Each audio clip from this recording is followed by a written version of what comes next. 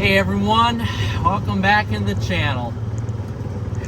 You're in my territory right now, and it's been a while since I've done a golf course update, but I figured today was the day to do it. It's January 10th right now, and it is currently about 10 degrees out. You can see behind me here. I am driving on the golf course, and yes, it will create some dead patches, but they'll grow back in the spring. And I am the owner, so I get to do what I want. But with that being said, my small-minded Thomas arrogantness out of the way here, and this bouncy camera. Woo. We're gonna take a drive out here, and I need to talk about the winter and what is going on and what will happen here. So let's take a cruise. Beautiful day out today. January, mind you, which is crazy. We have had no snow this season and no snow to show for it. I'm hoping we get snow soon, but I don't know if that is going to happen. We've had a little dusting here and there, but nothing to really write home about. And that's causing quite a concern here. And now, as I'm only 27, but I think that's a Drake lyric. I'm only 27, but I've seen enough winters and worked in the industry long enough to realize that, there's something going on here with the weather. And as you look behind me, if you can see, there's no snow. I mean, if it weren't for the dormant grass here, all of this would just look like a November golf day, which is crazy to me. It's just crazy to think that our weather is changing, and while people notice it, they really don't, and you can't really even tell that well with the camera, but people are just not noticing this weather change as much as golf course superintendents or golf course owners are. And really it's frustrating to me, because not having a winter is taking away from, at least on my end here in northern Wisconsin, the winter off season. And my bar and restaurant are open 5 days a week, so there's still no real off season for me. But it's not getting up at 3:30 in the morning anymore and worrying about this. It's just bar and restaurant stuff, and that's the only way that I can make it through to survive and paying my bills and such. But this climate it has been so weird the last 2, 3, 4, 5, 6 seasons. I think the last regular season that I remember was the season of 2018-19, basically the year of COVID. 2018-19, when I was a general manager at Big Fish Golf Course in Hayward, Wisconsin. And that was a normal season. We closed around Halloween, and we opened up there, which is more northern than where I'm at. We opened up around mid-April. But ever since then, it has, or early April, I think it was early April. Ever since then, things changed, and our winters got more extreme. And our winters now are colder the last 2 seasons, it seems like. And now last year was different. It was warm, but we had cold stretches, extreme cold stretches in it. And we had snow early, no snow middle, and a little bit of snow late, but nothing to even open the snowmobile trails with. So, and now this weather, it's been extreme cold, but no snow. And winter 2 seasons ago was tons of snow, record-breaking snow, but heat. Enough to keep the snowmobile trails open, enough to, have a ton of snow, because we got snow, it seemed like, every single day here in the northern part of Wisconsin. near the Rice Lake area. But the temps were warm. They were always hovering around 32 degrees, and that was a mild winter. And the winter before that was enough snow to open the trails, but mild again, a very mild winter. So we're getting these extremes, and now we're I just read something online now that said because of the Arctic Circle area melting faster, or the polar north melting faster than ever, it's creating these polar Arctic temperature patterns that are now swinging farther and farther and farther down south.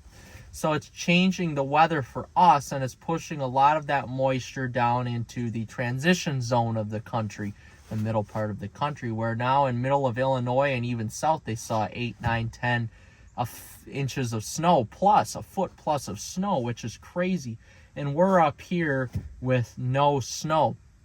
So that affects springtime, because there's no runoff.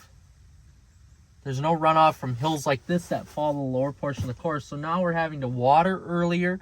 We're having to water later because the falls are not getting as much precipitation, the fall time, I should say. And it's really putting a lot of stress on not only the grass plant itself, because there's no moisture for this plant right now, and it's putting a lot of stress on the golf course owner and operator, because if you're somebody like me who owns and runs a small business and is, let's just say, for example, this 9-hole golf course, there's always stuff to do. So I still want to get up early in the morning, and I still want to come out here with my skid steer and start cutting brush, moving brush, that type of stuff, and getting it out of the way.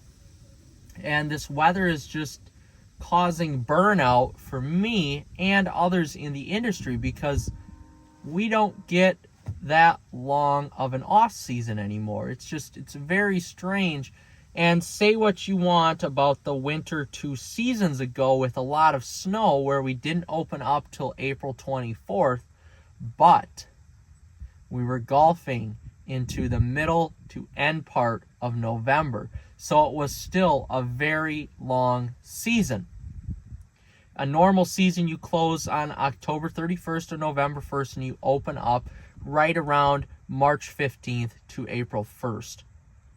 And that has seemingly come to pass. So now, as an operator, you're left wondering what to do in the wintertime to make money. Because take a look around you. There's no way, absolutely no way, to make money right now besides on your bar and on your restaurant, which is just over to the left. So it's frustrating to me to have to sit idly by, where I can't make money on snowmobile trails. I can't make money on sledding down my hill. I can't make money on cross-country ski trails, and nothing. And that's hurting. Honestly, it's hurting the golf course business and the bar business in northern Wisconsin, because I'm forced to open earlier every year when sometimes I'm not ready. And you may think 3 months off is a good time frame to have off, but when you're working your butt off for 9 months out of the year, think of like a pipeline job, where you work from May until October. But now you're working from March until November, where you get up every morning at 3:30, 4:30, whenever. And you're having to worry about your grass plant growing. And I don't care about the hours. It is what it is. It comes with the territory. But now you have to deal with your grass plant, and you have to come up with better, specific, best practices in order for this plant to thrive longer into the season and start off earlier. So take this weather, for example, right now. We had a long season, a high stress season with the grass. And it caused me to hand water a lot more, change my spraying practices a little bit more. and work essentially more this last season because it was dry. It was seriously dry. So now you're having to deal with grass that is specifically formulated and planted for a 7-month season, and now you're having to make it grow 8 or 9 months out of the year basically, which is crazy. And not to mention here, this grass gets no break in transition from winter to spring. Just because there is no snow, once we get that first 60, 70 degree day, boom, we're back at it, and we're working and we're using this grass in order to make the business go. So it makes it frustrating when you have to outsmart Mother Nature all the time. And if anything's showing me the signs here as an owner-operator is that the climate is changing, and it's changing extremely fast.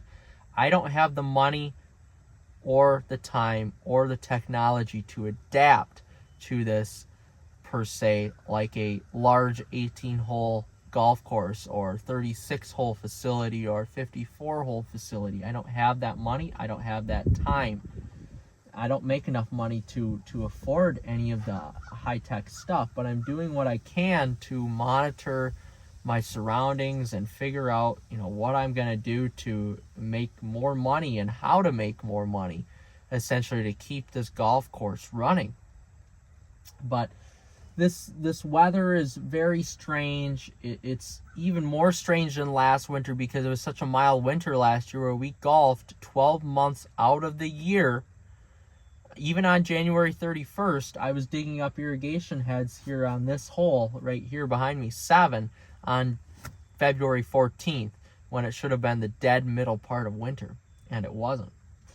So, with that being said, golf course owners, operators, supers, we're all going to have to adapt to this ever-changing climate that we're faced with. And it's frustrating. It gets really frustrating. And it's not because we're afraid to step out of our comfort zone, which some of us aren't, to be completely honest, including myself. I don't like stepping out of my comfort zone too often. But we're having to rely on industry professionals now to get tips and hints from other golf courses and maybe even continuing education. But we're going to have to change our practices on how we manage our water use, how we spray, how we fertilize, that type of stuff, just to make the plant grow. So ultimately that means climate change, and that means, climate change means more money spent on investing best practices on how to grow your turf and make it thrive, and more time. And thus more burnout for the golf course personnel, especially on the maintenance staff, where now you're working your butts off, 60 to 70, 80-hour weeks from March until November, which is absolutely crazy. It is just crazy in my book, and what the average patron doesn't see, what happens on the golf course,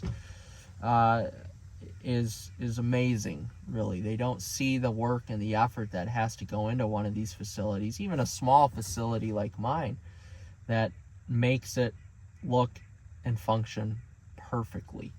And that's my goal, is to make and run this facility perfectly.